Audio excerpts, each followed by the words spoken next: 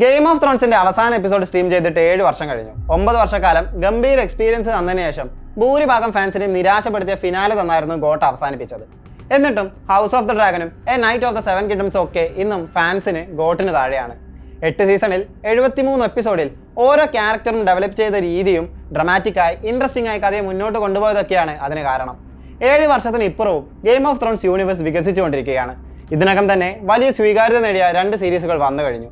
കഴിഞ്ഞ ദിവസമാണ് game of Thrones movie എത്തുന്നുവെന്ന വാർത്ത വരുന്നത്.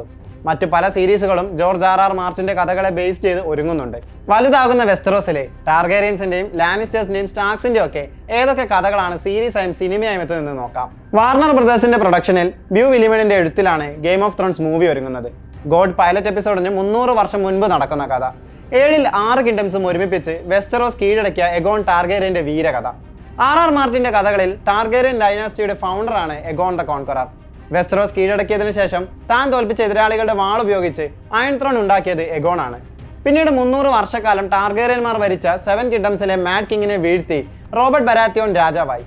അതോടെ ടാർഗേറിയൻ ഡൈനാസ്റ്റി അവസാനിച്ചു. പിന്നീട് വരുന്ന കഥയായിരുന്നു ഗെയിം ഓഫ് ത്രോൺ സീരീസ്. സീരീസിൽ നിരവധി തവണ മെൻഷൻ ചെയ്യുന്ന എഗോൺ തന്റെ സിസ്റ്റർ വൈഫ്സിന്റെയും ഡ്രാഗൺസിന്റെയും ഒപ്പം വെസ്റ്ററോസ് കീഴടക്കുന്ന വീരേതിഹാസമാകും സിനിമയുടെ plot.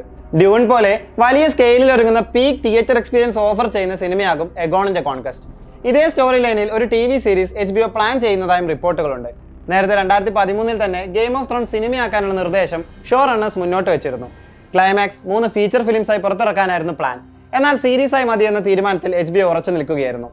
ജൂണിലാണ് House of the Dragon season 3 പുറത്തിറങ്ങുന്നത്. ഗോട്ടിന് 200 വർഷങ്ങൾക്ക് മുൻപ് ടാർഗേറിയൻ കുടുംബത്തിൽ നടന്ന കഥകളുടെ പശ്ചാത്തലത്തിലെത്തിയ സീരീസ്. ആദ്യ സീസണിൽ നല്ല പ്രതികരണങ്ങൾ ലഭിച്ചെങ്കിലും രണ്ടാമത്തെ സീസൺ സമ്മിശ്ര പ്രതികരണങ്ങളുടേതായിരുന്നു. ഒരു യുദ്ധത്തിന്റെ പടയൊരുക്കത്തോടെ ഏറെ ആകാംക്ഷയോടെയാണ് സീസൺ 2 അവസാനിച്ചത്. സീസൺ 3യുടെ ട്രെയിലർ പ്രോമിസ് ചെയ്യുന്നതും ആ യുദ്ധം തന്നെയാണ്. ഡ്രാഗൺസ് തന്നെയാകും ആ വാറിലെ മെയിൻ അട്രാക്ഷൻസ്. ആകെ 4 സീസണാണ് ഹൗസ് ഓഫ് ദ ഡ്രാഗൺ ഉള്ളത്. 4ാമത്തെ സീസണിൽ ഇതിലും ലാർജ് സ്കെയിലുള്ള ബാറ്റിൽസും അതിന്റെ കോൺസിക്വൻസസും കാണാനാകും. ജനുവരിയിൽ പുറത്തിറങ്ങിയ A Knight of the 7 കിങ്ഡംസിന്റെ 2nd സീസണും പ്രൊഡക്ഷനിലാണ്. ഗോട്ടിന് 90 വർഷം മുൻപും ഹൗസ് ഓഫ് ദ ഡ്രാഗന് 78 വർഷം ശേഷവുമാണ് ഈ സീരീസിന്റെ കഥ പ്ലേസ് ചെയ്തിരിക്കുന്നത്. ഒരു ഹെഡ്ജ് നൈറ്റിന്റെയും അയാളുടെ സ്ക്വയറിന്റെയും അഡ്വഞ്ചേഴ്സ് എക്സ്പ്ലോർ ചെയ്യുന്ന ലൈറ്റ് ഹാർട്ടഡ് സീരീസ്. ജനുവരിയിലെത്തിയ ആദ്യ സീസൺ വളരെ പ്രശംസ നേടിയിരുന്നു. 10,000 ഷിപ്സ് ഏറെ നാളെ വർക്കിലുള്ള ഐസ് ആൻഡ് ഫയർ യൂണിവേഴ്സിലെ സീരീസ്. വാരിയർ ക്യൂനായ നൈമീന്റെയും നാരോ സീയിലൂടെയുള്ള അവരുടെ ജേർണിയുമാണ് സീരീസിന്റെ പ്ലോട്ട്. ഗെയിം ഓഫ് ത്രോൺസിൽ ആര്യ സ്റ്റാർക്ക് തന്റെ വൂൾഫിന് നൽകുന്ന പേര് ആ ലെജൻഡറി ക്യൂനിന്റേതാണെന്ന് കാണാം. ഗെയിം ഓഫ് ത്രോൺസിനും 1000 വർഷം മുൻപുള്ള കഥയാകും ഇത്. പുലിറ്റ്സർ പ്രൈസ് വിന്നറായ എബോണി ബൂത്ത് സീരീസിന്റെ പൈലറ്റ് എപ്പിസോഡിന്റെ എഴുത്തിലാണെന്ന് 2024 വെളിപ്പെടുത്തിയിരുന്നു. എന്നാൽ നിലവിൽ സീരീസിനെ പറ്റി അപ്ഡേറ്റുകളൊന്നുമില്ല. ഗോട്ടിന്റെയും ഹൗസ് ഓഫ് ദ ഡ്രാഗന്റെയും എല്ലാം സെറ്റിങ്ങിനേക്കാൾ ഗ്രാൻഡ് ആയ ഒരു സെറ്റിംഗ് സീരീസിന് ആവശ്യമായി വരും. സീ സ്നേക്കിന്റെ കടലിലൂടെയുള്ള യാത്രകളുടെ കഥയായ 9 വോയേജസ് എന്ന അനിമേഷൻ സീരീസും ഒരുങ്ങുന്നുണ്ടെന്ന് ആർ മാർട്ടിൻ പറഞ്ഞിരുന്നു. 2022 ജോൺ സ്നോയുടെ സ്പിൻ ഓഫ് സീരീസ് ഒരുങ്ങുന്നുവെന്ന് റിപ്പോർട്ടുകൾ വന്നിരുന്നു. എന്നാൽ 2024 ശരിയായൊരു കഥ കിട്ടിയില്ലെന്നും ഇപ്പോൾ പ്ലാനിൽ ഇല്ലെന്നും കിറ്റ് ഹാരിങ്ടൺ വെളിപ്പെടുത്തി.